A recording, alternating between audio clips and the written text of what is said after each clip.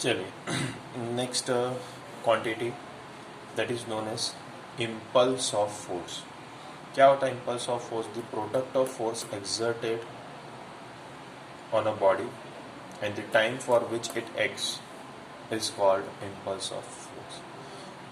बरा कोई भी अगर प्रोडक्ट हम लेते हैं जिसमें फोर्स और टाइम आता हो, और वो टाइम कौन सा है? जितने टाइम तक वो फोर्स एक्ट कर रहा है बॉडी पर, that is known as impulse of force. बराबर, which is also equals to the change in linear momentum. यानी इम्पल्स ऑफ फोर्स का सिंबल होता है I vector. I vector equals to product of F vector into delta T, force vector into time of contact for which the force act. बराबर, and we know that can be written as delta P vector. क्यों delta P vector? क्योंकि अभी हमने देखा था Newton second law के F vector is delta P vector upon delta T, तो therefore delta P vector equals to F into delta T. Done. So its SI and MKS unit is force is Newton, time is in second, to Newton into second, or else momentum can be written as kg meter per second. Its CGS unit will be dyne into second or gram centimeter per second, and dimension formula will be m1 l1 t minus 1. ठीक है। So actually में अगर ये impulse of momentum हमें सीखना, impulse of force हमें समझना है, तो ये है क्या? तो सपोज कर लीजिए क्रिकेट का एक ग्राउंड है, उसके ऊपर एक मैच खेला जा रहा है। बॉलर ने बॉल को थ्रो किया, बैट्समैन ने बॉल को हिट किया। बराबर, तो बॉल और बैट का जो कांटेक्ट होगा ना, वहाँ पर आपको इम्पल्स ऑफ फोर्स पता चलेगा। तो अब देखिए, क्या बॉल बैट पर फोर्स एक्सर्ट करेगा? जब वो बैट और बॉल का कांटेक्ट होगा तो बॉल बैट पर फोर्स एक्सर्ट करेगा, हाँ। लेकिन वो बॉल और बैट एक दूसरे के कितने कांटेक्ट में रहेंगे? टाइम कितना होगा उसका? टाइम ऑफ कांटेक्ट कितना होगा? Hardly it will be in fraction of second.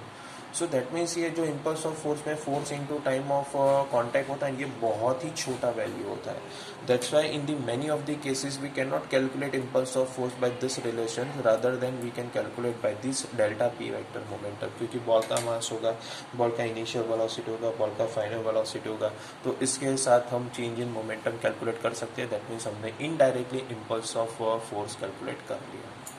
ठीक है ना?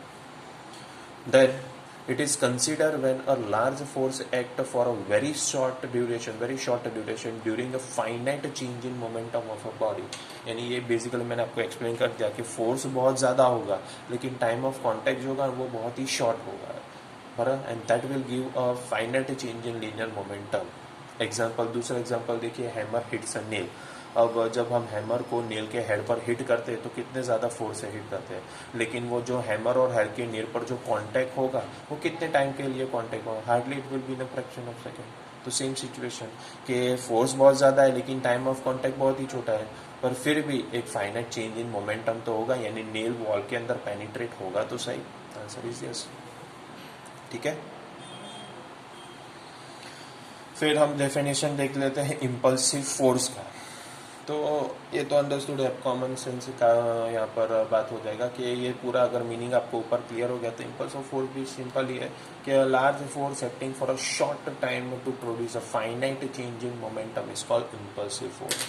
एक ऐसा लार्ज वैल्यू ऑफ फोर्स जब एक्ट करेगा कोई भी बॉडी पर लेकिन शॉर्ट टाइम के लिए, तो वो उस बॉडी के ऊपर finite value of change momentum करवाएगा, that is known as impulsive force. Clear? चलो फिर next, Newton's third law of motion. क्या होता है Newton's third law of motion? ये तो सबका फेवरेट है, 9th स्टैंडर्ड में सबका फेवरेट यही लॉ होता है। So the statement is to every action there is an equal and opposite reaction. हर एक एक्शन का एक रिएक्शन होगा जो equal in magnitude and opposite in direction होगा। ठीक है, चलिए, तो अगर आपको ये क्लियर है तो पहले मैं एक क्वेश्चन पूछता हूँ आपको कि कौन पहले आता है, एक्शन के रिएक्शन? कौन पहले आता है, एक्शन या रिएक्शन? तो आप लोगों ने देखा होगा सबके आंसर्स, मुझे ऐसा लगता है कि सबके आंसर्स एक्शन ही होंगे। ठीक है, तो करेक्ट आंसर इज एक्शन और रिएक्शन दोनों साथ में आते हैं, साइमल्टेनियसली आते हैं। ठीक है, ऐसा नहीं होता कि एक्शन पहले और कुछ दिन बाद रिएक्शन आया। फॉर एग्जाम्पल देखो बुलेट गन और बुलेट का एग्जाम्पल जब हम लेते हैं तो बुलेट फायर होना यानी एक्शन होगा, तो उसी इंस्टेंट पर गन का रिकॉइल होना, रिकॉइलिंग ऑफ गन मतलब गन का फॉरवर्ड बैकवर्ड डायरेक्शन में फोर्स एक्सर्ट करना। तो जैसे ही बुलेट फायर होगा वैसे ही तो गन का रिकॉइल होगा, सेम टाइम पर साइमल्टेनियसली होगा। तो अगर गन का बुलेट का फायर होना एक्शन है तो गन का रिकॉइलिंग होना रिएक्शन है, जो एक टाइम पर उसी इंस्टेंट पर होता है।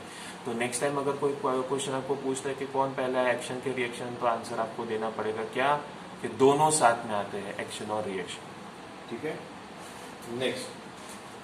Next action is the force exerted by body one on body two. अगर एक्शन फोर्स होता है बॉडी वन का बॉडी टू पर, तो reaction is the force exerted by body two on body one. Simple सी बात है, वन टू को फोर्स देगा तो मान लो एक्शन है, तो टू वन को जो फोर्स देगा वो रिएक्शन हो जाएगा। ठीक है, फिर नेक्स्ट पॉइंट देखो, तो action and reaction forces always occur in pair. Obviously one two को फोर्स लगाएगा तो टू का वन पर फोर्स आ ही जाएगा, बराबर। सिंगल फोर्स कभी नहीं होगा कि F1 टू एक्ट हुआ और हो गया खत्म, नहीं, F21 भी साथ ही साथ एक्ट होगा, बराबर। फिर नेक्स्ट पॉइंट देखो, action and reaction force act simultaneously, that is there is a no cause effect relation. मतलब कि एक्शन आ गया फिर रिएक्शन का बोलेगा आज मेरा मूड नहीं है, मैं नहीं आऊंगा, ऐसा नहीं। एक्शन आएगा तो साथ ही साथ रिएक्शन आएगा और उसी टाइम पर आएगा, कॉज इफेक्ट रिलेशन होगा, नहीं कुछ देर बाद रिएक्शन आया, ऐसा नहीं। जब एक्शन तभी रिएक्शन होगा, बराबर। फिर ये तो मैंने आपको बता दिया कि it is a wrong assumption to assume that action comes before reaction, नहीं, ये तो हो ही नहीं सकता। फिर देखो next point, action and reaction forces act on different bodies and not on the same body. हाँ, ऑब्वियसली बात है, क्योंकि देखो ना, बुलेट का एक्शन हुआ तो गन का रिएक्शन हुआ, तो ये दोनों अलग अलग ऑब्जेक्ट हो गए।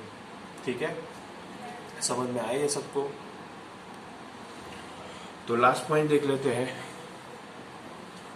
For the system of two bodies as a whole, action and reaction forces add up to give a null force. Obviously बात है कि एक्शन और रिएक्शन को जब हम ऐड करेंगे ना, एक्शन और रिएक्शन को जब हम ऐड करेंगे वो हमेशा हमें नल फोर्स ही देगा, मतलब कि जीरो फोर्स। क्यों ऐसा? क्योंकि हमने आगे स्टेटमेंट में ही तो बता दिया कि action and reaction are equal and opposite. Equal in what? Magnitude. Opposite in what? Direction. मतलब कि मान लो एक्शन अगर 5 न्यूटन का फोर्स है तो रिएक्शन -5 न्यूटन का फोर्स हो जाएगा। तो +5 -5 को आप ऐड करो तो आपको आंसर हमेशा 0 ही मिलेगा, यानी नल फोर्स ही मिलेगा। क्लियर? Thank you.